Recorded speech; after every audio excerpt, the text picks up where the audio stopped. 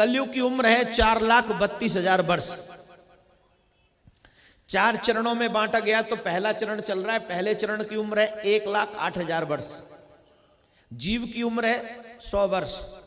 पहले चरण में 100 वर्ष, दूसरे चरण में 50, तीसरे में 25, चौथे में 12.5।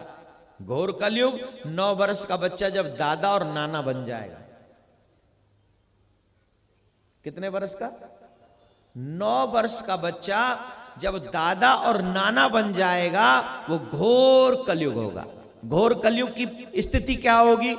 अभी तो आपको पता है, ये मेरी बहन है, ये मेरी बेटी है, ये मेरी माँ है, ये मेरा बेटा है, ये मेरा पिता है। घोर कलयुग उसको कहेंगे जहां पर कोई भी संबंध सुरक्षित ही नहीं होगा, जहां पर न बेटी है, न बहन है, न मां है, न पिता है, न भैया है। जहां कोई संबंध सुरक्षित नहीं है, पशुवत व्यवहार हो जाएगा। पशुओं में आप लोग देखो, जो मां जन्म देती है, पशुओं में ये होता है, जो मां जन्म देती है कुछ समय बाद वही बच्चा अपनी उसी स्त्री के साथ में वासनाओं को भी पूर्ण कर लेता है। तो जो स्थिति उन पशुओं की है, घोर कलयुग में वही स्थिति हम मानवों की हो जाएगी। अभी तो मुझे ये पता है मेरे पिता कौन है, आने वाले समय में ये भी नहीं पता होगा किस बच्चे का पिता कौन है। इतना घोर पाप, भुखमरी कितनी होगी। एक रोटी के टुकड़े के पीछे लोग अपनी जान दे देंगे और दूसरे की जान ले लेंगे। एक रोटी का टुकड़ा नदी के पार, उसको पार कोई दिखा दे, पता है कि नदी में बाढ़ है, मैं डूब मर जाऊंगा, लेकिन एक टुकड़े की चाह में वो नदी में कूद जाएगा और अपने आप को समाप्त कर लेगा। इतनी भुखमरी होगी कलयुग में।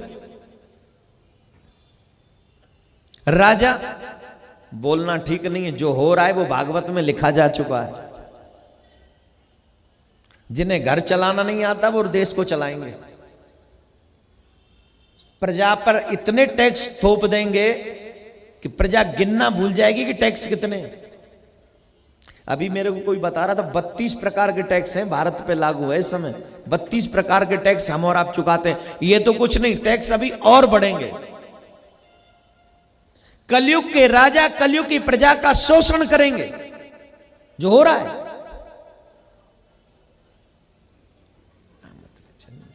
आप सबसे एक प्रार्थना, क्या आप कलयुग में व्यक्ति की हाइट कितनी होगी बताऊं? चने के पेड़ के नीचे बैठ के छांव लिया करेगा। चने का पेड़ देखा है? चने का झाड़ कितना बड़ा है? इतना सा होता है चने का झाड़, इतना ही होता होगा। और उस चने के झाड़ के नीचे बैठकर व्यक्ति छांव लिया करेगा, इतना रह जाएगा कलयुग का व्यक्ति हाइट में। पाप के सिवा कुछ और नहीं होगा कलयुग में। हे मेरे भाई, इसीलिए मैं कहता हूं, अभी नहीं तो अभी तो भगवान की कथाएं आप सुन सकते हो, भगवान से प्यार कर सकते हो, भगवान के तीर्थ में जा सकते हो। तुम्हें पता है सारे रिश्तों की मान मर्यादाएं, माँ बाप भाई बहन सब की मर्यादाएं। लेकिन जब अभी नहीं कर सके तो फिर तुम कभी नहीं कर पाओगे। और ये मानव जीवन व्यर्थ मत जाने देना मेरे भाई बहन। अगर अब की बार व्यर्थ चला गया तो फिर सिर धुन तुम्हें पछताना पड़ेगा। तुम्हारे हाथ कुछ नहीं आएगा, कुछ भी नहीं, नथिंग। नाउ यू से what will go with you. तो दोस्तों, 1 वर्ष पहले मैंने यह वीडियो YouTube पर डाला था, जिसका शीर्षक है माँ दुर्गा और भगवान शिव पर सवाल उठाने वालों, एक नज़र इधर डालो। 12 मई 2024 को यह वीडियो डाउनलोड किया गया था, जिसमें अभी तक सिर्फ 30 दर्शक हैं। और दूसरा चित्र काली माँ a collection of short story नामक एक किताब पर काली माता को फांसी के रूप में दर्शाया गया, जो मुझे सुदर्शन न्यूज़ ने बताया। और मैंने इस चित्र को हटाने के लिए 16 जून 2025 को वीडियो बनाया, जिसके 10,000 दर्शक हो चुके हैं। लेकिन कोई भी साथ नहीं आया, क्योंकि वह सब कलयुग को जानते हैं, काली और शिव को कोई नहीं जानता। ऐसा मुझे इसलिए कहना पड़ रहा है क्योंकि इतनी पब्लिक बैठी है और किसी के दिमाग में यह प्रश्न नहीं आता कि 1952 में फैमिली प्लानिंग की शुरुआत हो चुकी है। जब हम बच्चे ही पैदा नहीं करेंगे तो ऐसा युग कैसे आ सकता है। लेकिन इतनी सारी पब्लिक अगर वोट देकर ऐसा युग बनाना चाहे तो कौन रोक सकता है। इसी भीड़ में मेरी माँ भी है। 8 साल की दादी और नानी तो तब बनेगी जब 4 साल की माँ बनेगी। क्या यही शिक्षा देते हैं हमारे कृष्ण, राम और शिव जी। 110 करोड़ हिंदुओं का देश है भारत। कुछ बीजेपी के हो गए, कुछ कांग्रेस के, तो कुछ किसी और पार्टी के, और जातियों में तो पहले ही बंटे हैं। लेकिन 4 दिन पहले एक्स पर जब यह चित्र मेरे सामने आया तो मैंने इसकी खोज की कि इसे बनाया किसने है, तो मुझे पता चलता है कि यह एक फेक अकाउंट से बनाया गया है। लेकिन मैं इतना ही कहना चाहूँगा कि इन फेक अकाउंट वालों को राजनीति और कानून करोड़ों रुपए का चंदा देते हैं, तब जाकर ऐसे फेक अकाउंट बनते हैं। इस बात को आप कैसे समझाओगे कि इतनी सारी अब इन्वेस्टिगेटिव रिपोर्ट सामने आ चुकी है जहां एक साथ एक घर में इतने सारे लोग रजिस्टर्ड हैं। रिपोर्टर्स कलेक्टिव की लेटेस्ट रिपोर्ट देख लीजिए। इलेक्शन कमीशन ऑफ इंडिया ने 80,000 वोटर्स फेक और रॉन्ग एड्रेस में रजिस्टर करके रखे हैं। 3 कंस्टिट्यूएंसीज की कहानी है। उन्होंने सिर्फ 3 कंस्टिट्यूएंसीज को खंगाला तो उन्हें मिला 509 वोटर। डिफरेंट फैमिलीज, कास्ट भी अलग, कम्युनिटी भी अलग, लेकिन सब एक साथ एक घर में रह रहे हैं। ये देखिए, ये है सेक्युलर इंडिया, ये है United India in Pipra assembly constituency. लेकिन दिक्कत ये है, ये जो यूनाइटेड और सेक्युलर और एकजुट इंडिया है जिस घर में रह रही है वो घर ही नहीं है। तो नॉट ओनली दैट इतने लोग एक घर में रजिस्टर्ड हैं, लेकिन जो घर है वो है ही नहीं, वो एग्जिस्ट ही नहीं करता। उसी गांव में एक और नॉन एग्जिस्टेंट हाउस में करीबन 459 वोटर्स मिले पिपरा कंस्टिट्यूएंसी में, एक ही घर में।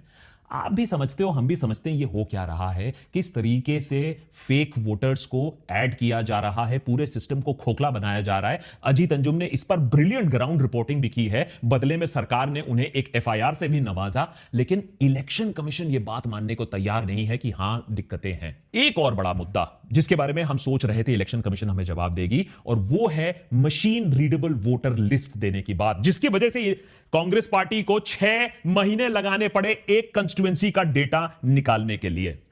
अब इसके लिए इलेक्शन कमीशन कह रही है, देखिए प्रिवेसी, अबे यार प्रिवेसी यार, और मत बोला एक बार और प्रिवेसी का नाम। क्रेडिट कार्ड कंपनी के बारे में आपके पूरी फाइनेंशियल हिस्ट्री है, बैंकर्स आपकी हर गतिविधि को जानते हैं, सरकार आपके बारे में इतना कुछ जानती है, लेकिन इलेक्शन कमीशन को आपकी और मेरी प्रिवेसी की इतना ख्याल है। सुप्रीम कोर्ट की 2019 की एक रूलिंग निकालकर इलेक्शन कमीशन इस बात पर छिपने की कोशिश कर रहा है कि हम आपको वोटर लिस्ट नहीं दे सकते हैं, मशीन रीडेबल या सॉफ्ट कॉपी नहीं दे सकते हैं। याद रखिए, ये वही सुप्रीम कोर्ट है जिसने अभी बोला 65 लाख नेम्स जो डिलीट हो चुकी हैं, जिसको इलेक्शन कमीशन छुपाने की कोशिश कर रही थी शायद प्रिवेसी के चक्कर में। सुप्रीम कोर्ट ने ही बोला है कि इन नामों को आप, डिलीटेड नामों को आप पब्लिक करोगे। जिस देश में फेक वोटर, फेक आधार कार्ड बनाए जा सकते हैं, उस देश में एक फेक अकाउंट बनाना कोई बड़ी बात नहीं है। यह पोस्ट सुदर्शन न्यूज के सागर कुमार द्वारा डाली गई है। सागर कुमार, जिन्होंने 7 फरवरी 2022 को इस पोस्ट पर एक गाली लिखी है। इस पोस्ट को 3,88,000 लोग देख चुके हैं और भी देखेंगे भविष्य में, अगर इसे रोका नहीं गया। लेकिन ऐसी पोस्टों को रोकेगा कौन, क्योंकि हिंदू धर्म में पिछले 5200 वर्षों से कलयुग चला हुआ है। पशुओं में आप लोग देखो, जो माँ जन्म देती है, पशुओं में ये होता है, जो माँ जन्म देती है कुछ समय बाद वही बच्चा अपनी उसी स्त्री के साथ में वासनाओं को भी पूर्ण कर लेता है।